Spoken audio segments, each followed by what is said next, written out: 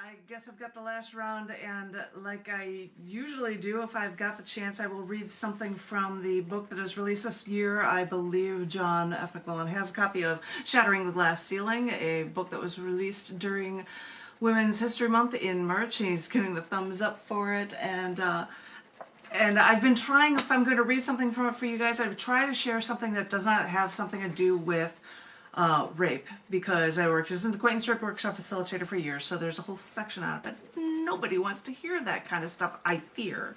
And so I'm picking one poem from it that talks about rape, but it's not literally about rape, and it's something that actually, when I had a show, my husband read it, because it's fitting, because it's a poem that's called Raped with Words. I knew a woman who went on a date with a friend of mine. And after the date, he talked about how great she was. He told me about how they talked about their future and what they both wanted. He described the inside of her place, but after he left messages for her repeatedly, she never called him back again. Saw this woman weeks later at a Starbucks, and she said she felt bad that she had been avoiding him, but she never wanted to see him again.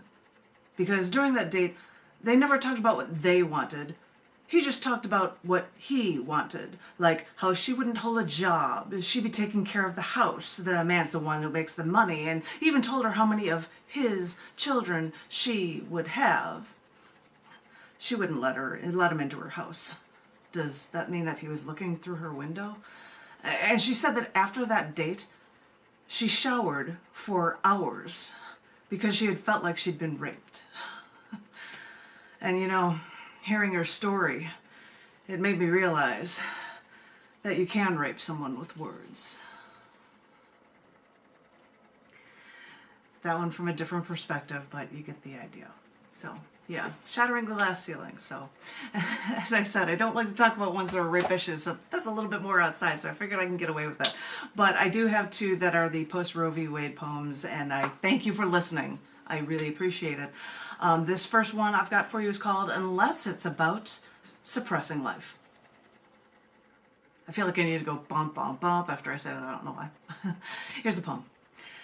After the overturning of Roe v. Wade, a number of the United States in America set trigger laws that would instantly restrict a woman's right to an abortion. Trigger laws. That sounds just a little Second Amendment-y, doesn't it? Or would that be Second Amendment-ish? You get it, the right to bear arms. This is woven into the U.S. Constitution, originally under the premise to protect ourselves from a government gone wrong, now revered for hunt, sport, protection. These trigger laws are about killing from the stroke of a pen instead of a weapon.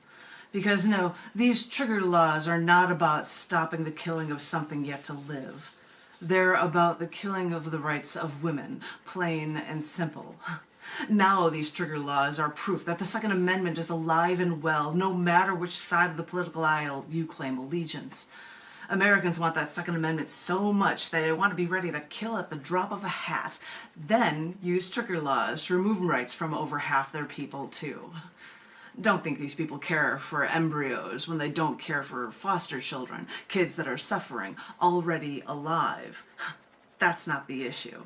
It's not about life at all, unless it's about suppressing life, either from the stroke of a pen through a religious edict or the pulling of your precious trigger. A little bit shorter one, but thank you. And then my longer, they're all angry rants. They're all rants. Of course they're going to be rants. Who am I? Anyway, this is the last one I'll share with you for this evening as we're getting to the end of the open mic. This is called Jihad Against Free Choice. Bypassing my poli-sci school prerequisites, I'm sure my early U.S. high school history class taught me the 10th Amendment clearly. Powers not stated in this Constitution, quote, are reserved to the states respectively or to the people. When the United States was founded, that worked, and we were separate nation states.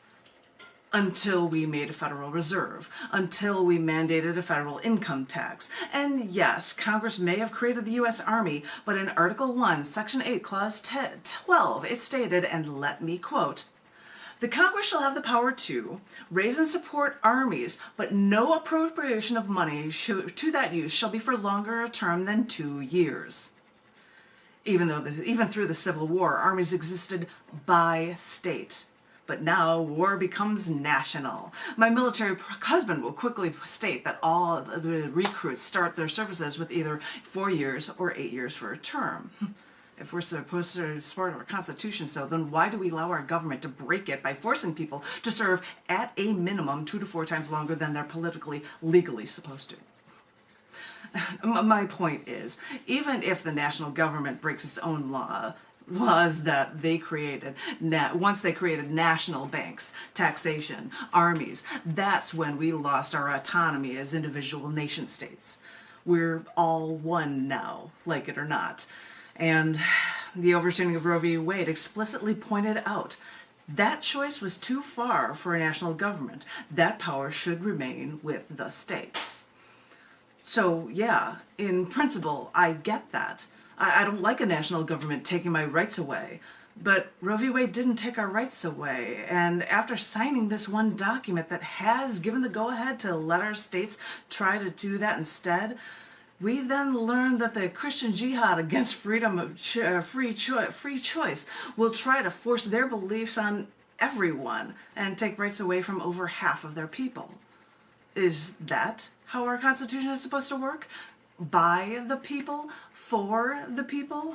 For we, the people, don't like one religion trying to tell us what to do. Since the beginning, we've dealt with "In God We Trust" on our money, and they've changed the Pledge of Allegiance to include "Under God," thanks to Eisenhower, because us Americans are supposed to be better than those godless communists. Though I do remember seeing far too many elaborate churches when I visited St. Petersburg. And I'm no history buff, but now that I think about it, let's go back to that First Amendment. And I quote, "Congress shall make no law respecting the establishment of religion." This is before free speech or freedom of the press. And I bring this up, the first words of the First Amendment, because over half of the United States are now trying to establish their religious beliefs by suppressing the rights of over half of the people. Isn't that just one more thing expressly forbidden by our Constitution? And really, I'm no history buff, but it doesn't take much reading to find there are so many things going wrong after the overturning of Roe v. Wade. It's a shame to think that we have to pass more laws just to get our rights back, because I don't think marches are going to solve this one. Granting rights to rational choices have to only come after fighting tyrannical religious dogma for centuries. Our people can't wait that long. When we've had our rights, we can't go back to suppression, repression, oppression. We know better. We deserve more. And you can't fight reason forever. Sorry, I ranted. Yay! It's so fun to rant, and thank you for letting me. It's so deserved, because I think more voices need to be heard for this, because even when I'm watching like Fox News and they're like, well, you know, it seemed that in Kansas, the thing was really for trying to get rights back for women after Roe v. Wade, but it all boils down to the economy. And I'm like, it's nice to hear that you hear states fighting back in little ways, no matter where you turn. But I guess we should keep doing that. And so sorry for listening to my rant. No, but thank you for listening to my rant.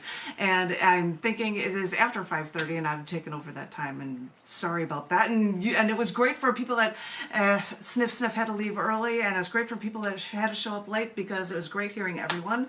I want to thank John F. McMullen so double plus much for setting up this Zoom meeting. You are the Zoom god, and I thank you for it immensely.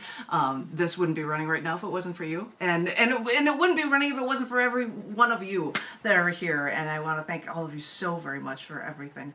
Does anybody have any closing things you have to worry about before we get together in the beginning of September, the day before Labor Day?